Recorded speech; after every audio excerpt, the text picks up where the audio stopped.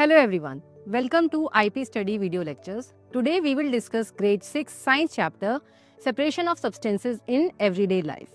In this chapter we will cover the topics elements, compounds and mixtures, the types of mixtures, need of separating the constituents from a mixture, separating the constituent from a mixture using different techniques, different separation methods, use of more than one separation method to get the constituents from a mixture, solution and solubility.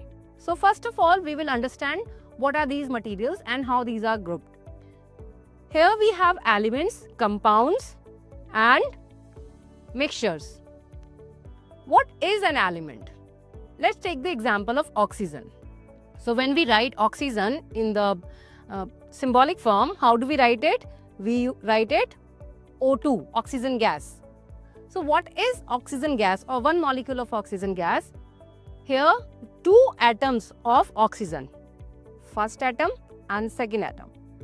These are two identical, or we can say two similar atoms, same kind of atom, which are combining, interacting together to form one molecule of oxygen.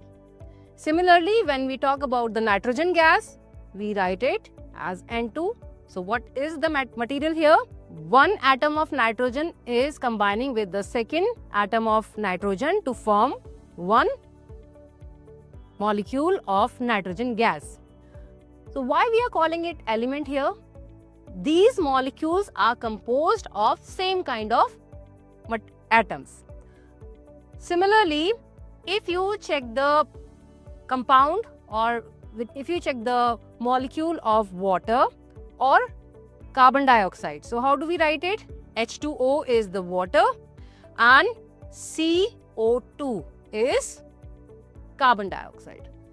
So how it is different from the element? In this case, one atom of carbon is combining with another type of material which is oxygen, and in one molecule of carbon dioxide, one carbon is combining with two oxygen atoms. So when these are combining, two types of atoms are involved here. One is carbon and the second is oxygen. So in a compound, we can say two different types of atoms combined together to form one molecule. Similarly, in water, hydrogen and oxygen are combining together. But how these are combining? One hydrogen atom is making combination with the oxygen. Also from the other side, another hydrogen atom is combining here to complete the molecule. So the atom combines to form a molecule, whether it's element or compound. The atoms of the element in a compound that cannot be easily separated. If you want to get oxygen and hydrogen separately from the molecule of water, it cannot be done easily. We need specific methods for separating hydrogen and oxygen from the compound. Also, the properties of the compound are different from the properties of the elements. For example, oxygen. Oxygen has different properties than the molecule of carbon dioxide. So if you check the example of CO2, carbon will show its properties when it is separated differently, and oxygen also will show its property differently when it is separated from the carbon dioxide molecule. But when they combine, neither carbon nor oxygen shows its properties. They show different properties as a molecule of carbon dioxide. How?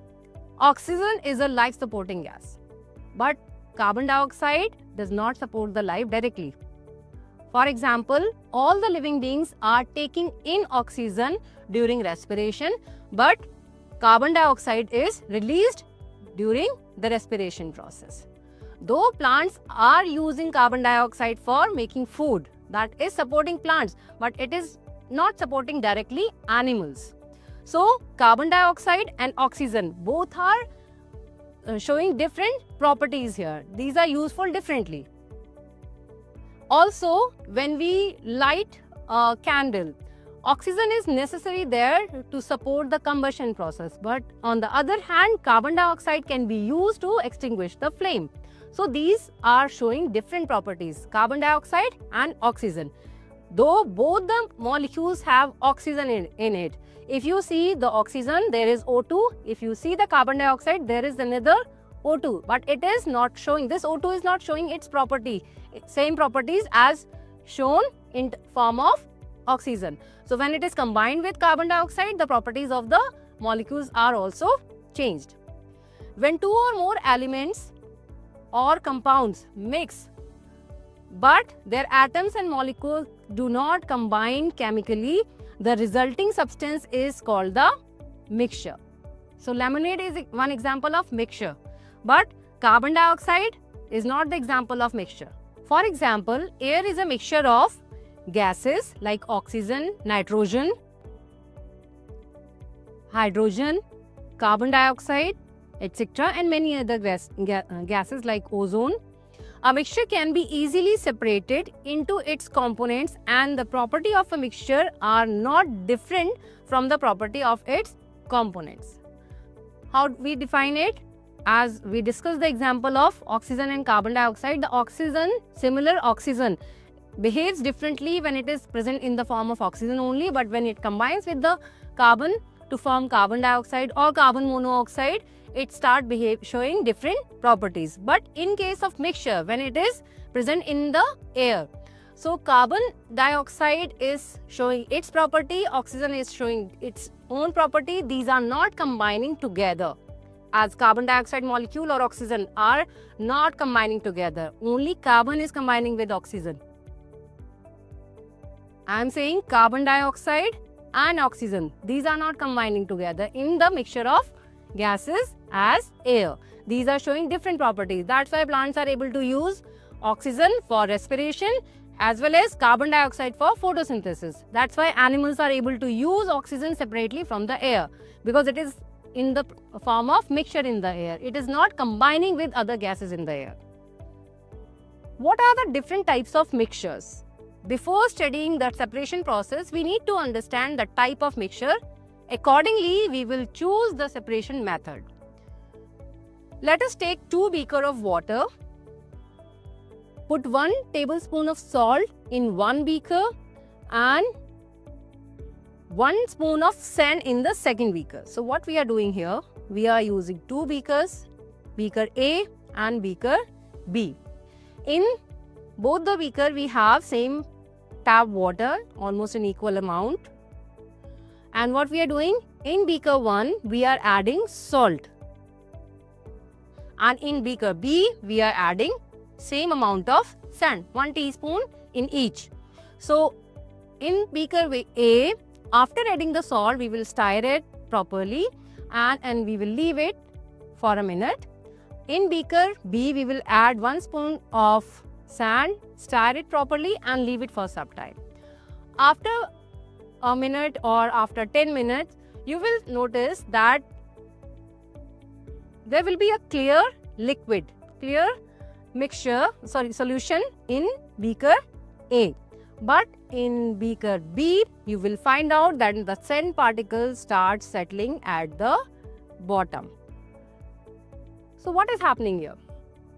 Is salt combining to form any other material in beaker A? No, it is only dissolved. In beaker B also, there is no new material formed after mixing of sand and water. Though after leaving it, what we can see, the sand particles are settled at the bottom. So what is the difference in beaker A and B here? After mixing, you cannot find out the salt particles in beaker A. These are distributed evenly throughout the length of the water column here. This is called water column. The length of the water in any container, that is called the water column.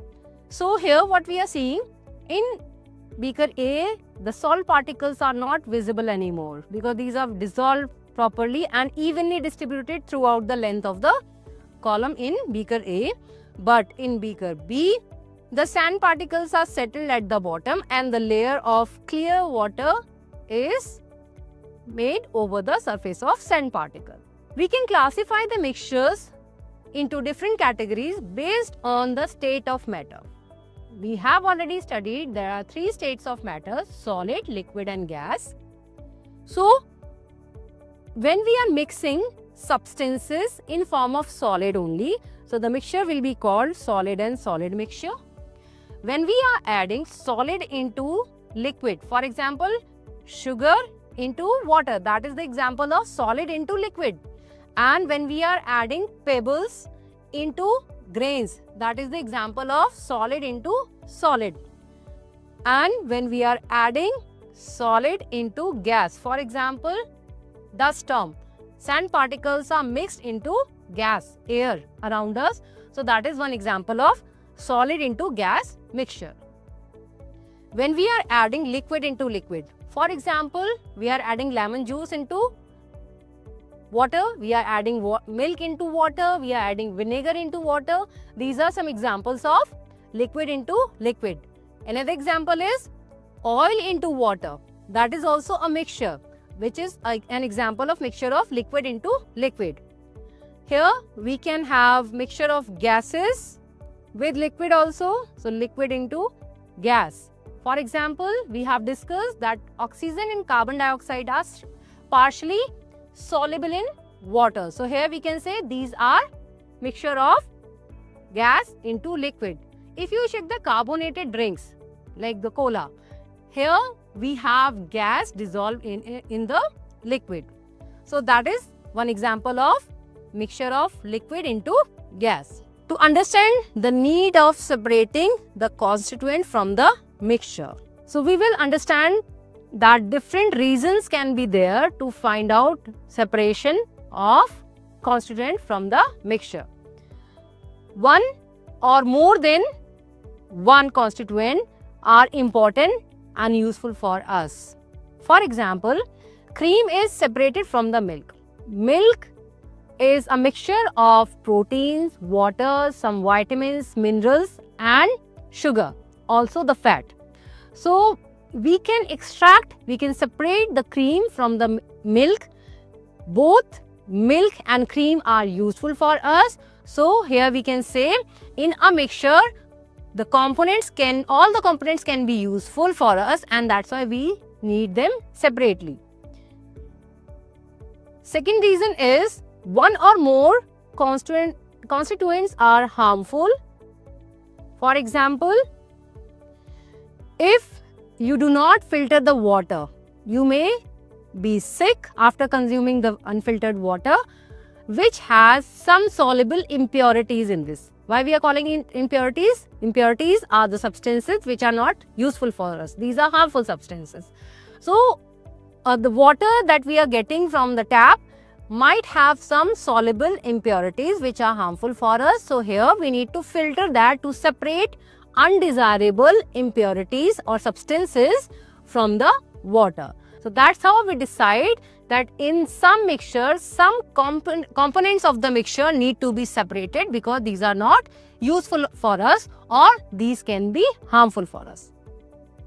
One or more constituents are useless. Though the mixture is useful, it has one of the component which is very much useful for us, but the second component has no harmful impact, but it is not useful either. So in this case, we will separate the second component. For example, when we make the tea, we add water, sugar, milk and tea, and sometimes the flavors also. So what happens after preparing the tea? Do we drink it directly? No, we strain it. Why we are straining? Because the tea leaves are not useful for us. Though these are not harmful, but these are not useful either. So we are extracting, we are sieving the tea leaves from the mixture, and then we extract the liquid that we consume as a tea. After understanding the components of a mixture, whether these are useful, useless or harmful, we decide the separation method that we are going to use for separating the constituents of a mixture. Also, we consider the physical properties of the mixture here that we already have discussed. There are different properties of the materials, but here we will consider solubility to find out whether the constituents are useful, useless, and which separation method needs to be implied here. So, generally desirable or undesirable components are separated from the mixtures. There are various methods to separate the components of a mixture. Some of them can be grouped as separating two solids. Already we have discussed the classification of mixture as solid into solid, solid into liquid, solid into gas, liquid into liquid, liquid into gas, and gas into gas also. So, based on this classification, we will use different methods of separations. First is hand picking. What happens when you bring pulses from the market or you mix rice with the pulses accidentally? So how can you separate that? You can hand pick the pulses and rice particles separately, and that's how you will be able to get rice and pulses in the different vessels separately. So, have you ever seen your mother when she is preparing to cook rice or pulses for you? The first thing she does is to put the raw rice or pulses in a plate, white container, and pick up small unwanted pieces of twigs which might be left over with the pulses while packing it, or some small pebbles or stones. And the method of removing unwanted solid particles, solid materials from the mixture of solid into solid, such as pebbles, etc., from the grains or pulses, this method is called hand picking. You can use it for separating your colors also. For example, if you mix the crayons accidentally with the pencil colors or with other stationery materials, so how will you separate it? Will you use a sieve? No. You will hand pick each material and you will group it separately based on its use. Second is sieving. What is sieve and what is sieving? Sieving is the method of passing the mixture of solid into solid from a porous material, a sheet or a container which has tiny holes. So you will pass the mixture through it. Some materials will pass through this and some will remain behind, depending on the size of the particles. So how we are deciding this sieve to use the sieving method? So we are taking a vessel which has tiny holes in it in different size. Like one sieve have very tiny holes and the other sieve may have some bigger size of holes in it. So we decide the sieve based on the components of a mixture. For example, if you need to separate sand particles which are very fine from the rice, you will use a very fine sieve, means a sieve with very tiny holes, so that the only sand particles can pass through the sieve and the rice will remain in the sieve. So you might have seen workers around the construction field also using the big size sieves to separate sand or to remove any unwanted, undesirable material from the sand. Next is threshing, and why it is used and for what purpose we are using it. Threshing is mainly used in farmlands to separate ripened grains or yield from the crop. So how we are using this? Each crop has some part that we can eat, but rest of the part is not edible. So here we are separating edible part of the crop from the inedible part. When a crop is harvested, it is cut and collected. A lot of inedible part is also there. What are these inedible parts? Like dried leaves and stalks of the crop. A lot of inedible part also gets cut along with the edible part. Then this crop is put on floor and beaten to break the outer covering of the edible seed. So if you notice the pods of pulses, the pods need to be opened to get the pulses or the seeds of pulses out from the pod. Similarly, when you check the ripened grains, for example, harvested wheat or rice. So when you see the harvested grains, you will need to open the seed, the pod where the seed is protected, so that you can remove the inedible part from the edible grain. So in this case, what we are doing, we are harvesting the crop along with the stalk, we are putting it on the floor and we are beating it so that the pods are open and the seed is separated. This method is called thrashing. It can be done manually or through the machines also. Animals also can be helpful here. Next comes winnowing. Once the seeds are open, the pods are open, we need to remove fine undesirable particles from the grains. Winnowing method depends on the wind. So here we are using the moving air. We are using wind to let lighter particles to separate from the grains. So here we can say that one of the property of material which is heavy, being heavy or light, is useful here to use this method. So when the pods are open, tiny husk is there which is very light in the weight as compared to the grain. So these can be separated using this method. In this method, we take the mixture of husk and grain and we drop it from some height. In this case, due to the gravity, the heavier particle of the grain falls, but the lighter particle of husk are blown away with the help of wind. So that's how the heavier and the lighter particles are separated. Also, the desirable and the undesirable particles are also separated using this property of being heavy and light. So that's how we use winnowing to separate husk from the grains. Next is magnetic separation. What is magnetic separation? We have studied one property of material, that is magnetism. What is magnetism? Property of material to be attracted towards magnet. What type of materials are attracted towards magnet? These are made up of iron, nickel, cobalt and steel. If any material is made up of these four magnetic material and mixed with any other material which can be non-magnetic material, so we can use magnetic separation to get the magnetic material and non-magnetic material separately. Next type of mixture is solid into liquid. For example, sand into water, salt into water. If you take the some ocean water, what type of mixture it is? It is the mixture of solid into liquid. What is mixed there?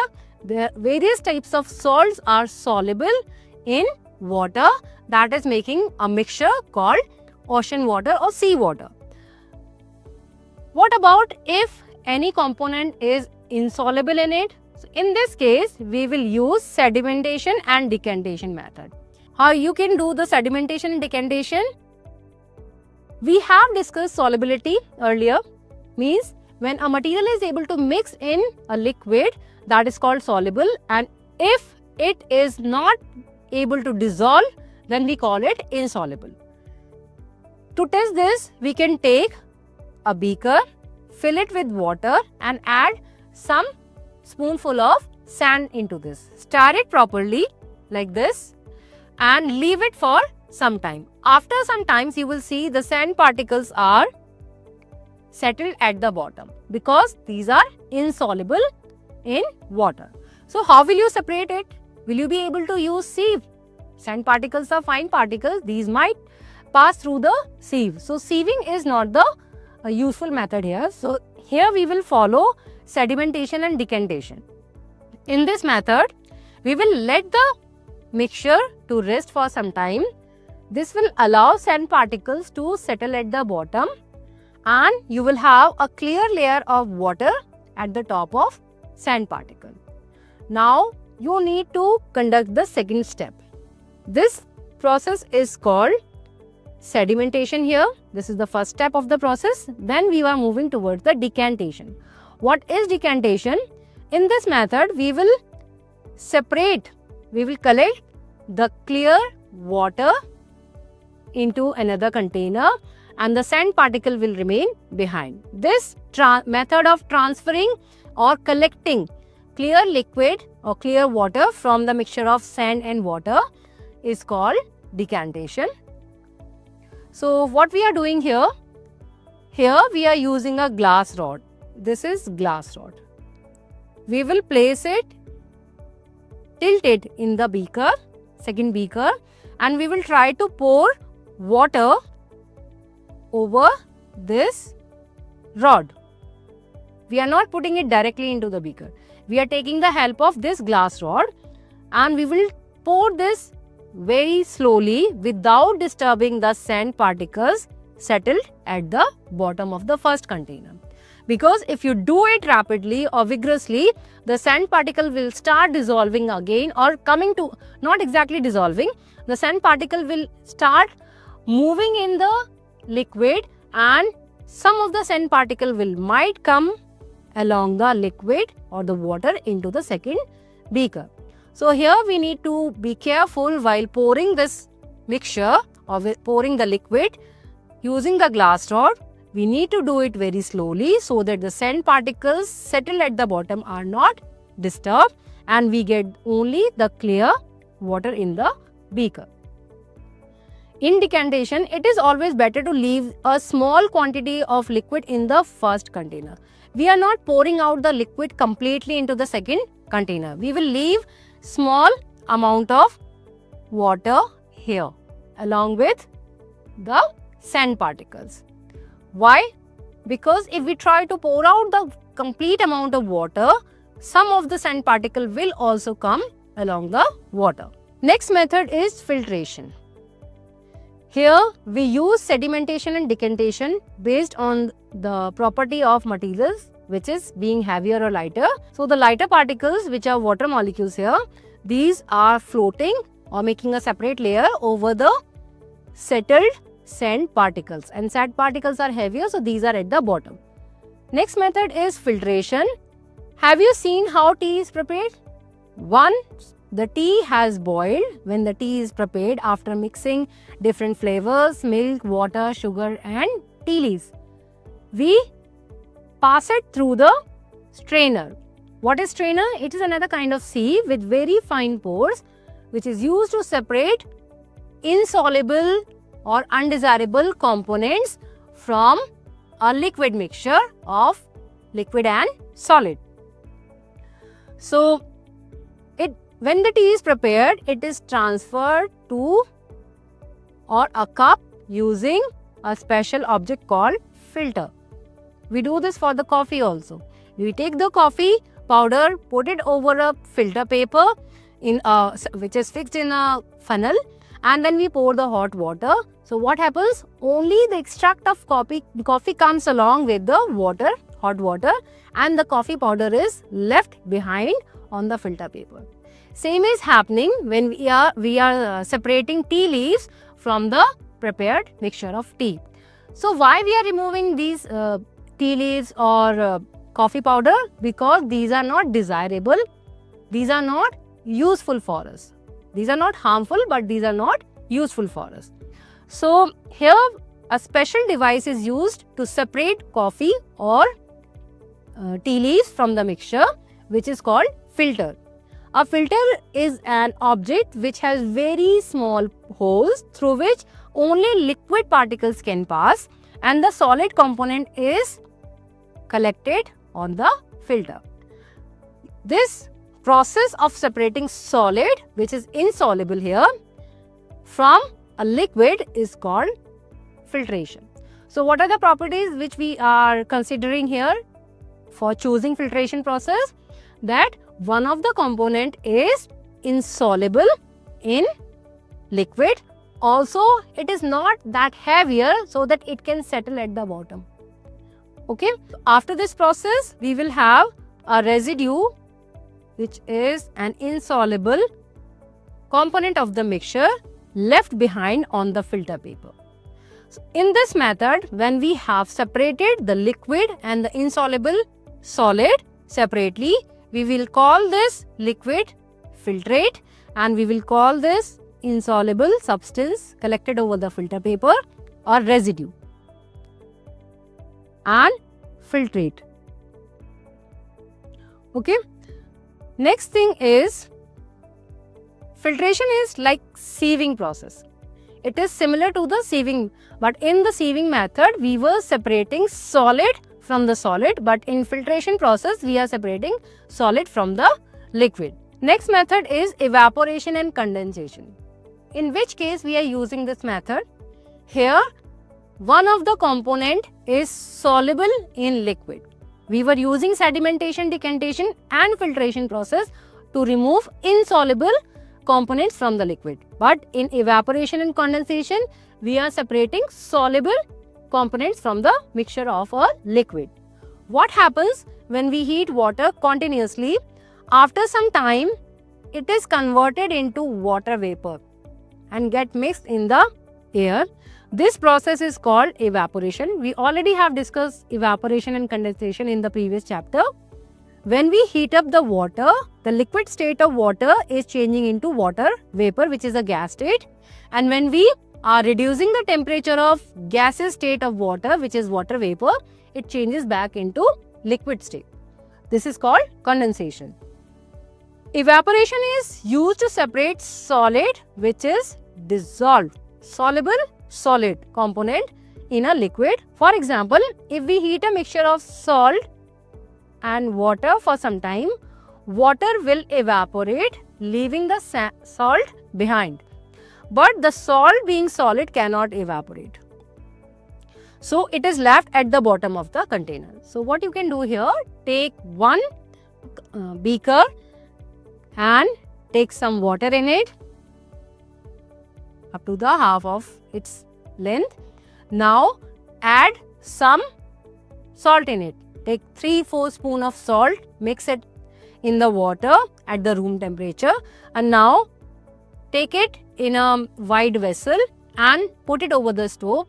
So when it will start heating up, you will start seeing the water vapor leaving into the atmosphere, and after some time, when the complete water is evaporated, you will see the white substance collected in the vessel. That is salt. So what we have done here, we have evaporated the mixture of salt and water to get the salt separated from the water.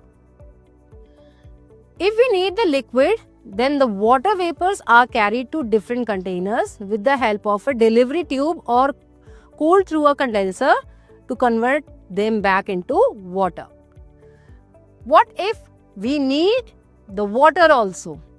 After heating, water was evaporated into the atmosphere and only the salt was left behind. But what if we need the water also? So we will collect the water vapors and we will pass it through a thin tube called the condenser, which is placed inside the flowing water or the cold water, so that the temperature of the water is reduced, the water vapor is reduced, and the water will change into liquid state. That's how we collect the water also using the condensation process. Separating two liquids. We have discussed that the liquids also make the mixture with liquids. So if we have a mixture of two liquids, we will use different separation processes to get the both liquids. First is distillation. The process of obtaining pure liquid from the solution or the mixture of a liquid into liquid is called distillation. In this method, the solution is heated. What is solution again? A solute and a solvent mixed together, combines, and they form a solution, which is a mixture here. So in this method, the solution is heated so that the liquid evaporates and the vapors are passed through a container where they are cooled and condensed to the another liquid to its pure form. A special apparatus called Liebig's condenser is used to obtain pure distilled water in laboratories. In case of immiscible liquids, liquids that do not mix with each other, they form a separate layer, and these cannot be separated using the distillation process. In this case, we will use separation funnel or separating funnel. So how we will use this? Oil and water are immiscible liquids and can be separated using the separating funnel. What we are separating here? We are separating two immiscible liquids. The mixture of the immiscible liquid can be separated by using the separating funnel. The mixture of the immiscible liquid is poured into the separating funnel fixed with the stand. The mixture is left undisturbed so that the oil is separated from the water, making a different layer on it. Then the heavier liquid settles at the bottom and the lighter remains on the top. Use of more than one method of separation. What if we cannot separate all components or constituent of a mixture using one method? This happens when different components have different properties and we cannot separate them using one method. In such case, we use multiple methods to separate the constituents of a mixture, and we decide the separation method based on the physical property of the constituent. We already studied that sometimes two or more methods are used together to separate components of a mixture. For example, the decantation and sedimentation method. So here we are first letting the heavier particles to settle, and then we are going for decantation. For example, evaporation and condensation. For distillation method also we are using two methods, but sometimes we can use more than two methods also. Similarly, to separate components from a mixture of sand, iron fillings and water, first we need to separate the water by sedimentation and decantation. So what we are doing here, we have iron filling mixed with sand, and this mixture of solid into solid is mixed into liquid, which is water here. So first we will separate water. So how we are doing this? We will let the mixture to settle so that the sand particles and iron fillings are settled at the bottom, which are heavier particles. Then we will perform second step, which is decantation. So that's how we will be able to separate water from the mixture of sand, iron filling and water. Let's revise solution and solubility. So what is solubility? The ability of a material to get mixed, to get dissolved in liquid, or to not being able to dissolve. So what is happening when a material is dissolved in the liquid? It is making a solution. So the material which is able to dissolve in the liquid is called solute, and the material, the liquid which is allowing other material to dissolve in it, it is solvent. So solute is a substance that can be dissolved in the liquid, and the solvent is a liquid in which the solute can be dissolved.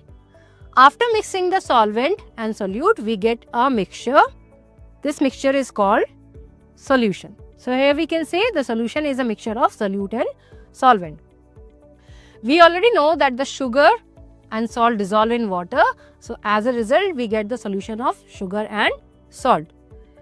We already know that sugar and salt dissolve in water, but this does not mean that we can dissolve any amount of sugar or salt in the water. Means if you take a glass of water, okay, and you add 1 spoon full of sugar in it, stir it, you will see that sugar is dissolved in it. Now add 1 more. It might dissolve. Add 1 more. So by then we have added 1, 2 and 3 teaspoons of sugar in the water. So after stirring, you will see that maybe 3 spoonful of sugar will dissolve in 1 glass of water. But if we add more, what happens? We keep adding more sugar to this. Add more, 4th, 5th and so on. So will you be able to mix the whole amount of sugar in the same amount of water? We have not increased the amount of water here. This is only 1 glass of water in this. We have not increased the amount of water. We are only increasing the amount of sugar. So what will happen? After some time, after mixing 2 or 3 spoonful of sugar, you will not be able to add more sugar into this. So how will you mix it? After adding 3 spoonful of sugars, how will you add more amount of sugar into this? For this, you will heat the solution. Let's check the effect of heat on the solution through activity number 3. You will need sugar, water, beaker, burner, teaspoon and a stirrer. What we will do here, take 100 ml of water in the beaker. We are taking a certain fixed amount of water in the beaker. Put a teaspoon of sugar in it, stir it well. The sugar dissolves in it. Put another teaspoon of sugar. Continue repeating the process until some sugar remains undissolved at the bottom of the beaker. So what you will see, after some time you will see some sugar is still there at the bottom. Even after stirring further, you will not be able to dissolve it in the water. So here we can say that the water is now saturated with the dissolved sugar. In this case, we will say the sugar solution that we have here, is saturated. Now heat the solution and record the observation. What will happen if you place this beaker over a burner? So if I add the burner here, so what will happen? It will start heating up, and if I keep adding more sugar, I will be able to add more sugar into this. On adding more sugar, it does not dissolve at the room temperature without heating earlier. The solution becomes a saturated solution. But when we start heating the solution, more sugar dissolves in it. So what we conclude here, that solubility of sugar increases on heating or increasing the temperature. So here we have learned that the materials around us can be found in form of element, compound and mixtures. Element is the material made up of same kind of atoms. Compound is a material made up of more than one type of atoms. For example, water molecule or carbon dioxide molecules. And when these atoms are, or we can say when these elements and compounds are mixing together, they are not combining to form any other material. They are only remaining there together to form a mixture. These mixtures can be classified as homogeneous mixture or heterogeneous mixture. It depends on whether the constituents of the mixture are visible in the mixture separately. If these are not visible, this kind of mixture is called homogeneous mixture. If the constituents are visible separately, this kind of mixture is called heterogeneous mixture. These mixtures can be separated for collecting their constituents using different methods. These methods are selected based on the physical property of the constituents in the mixture. We can use more than one type of or more than two types of separation methods for separating constituents of a mixture through using different processes. So, if you take 1 glass of water at room temperature, you will be able to dissolve 2 or 3 spoons of sugar in it. But if you take hot water, you will be able to add more sugar into this. So here we can conclude that the heating affects the solubility of solute in the solvent. Thank you.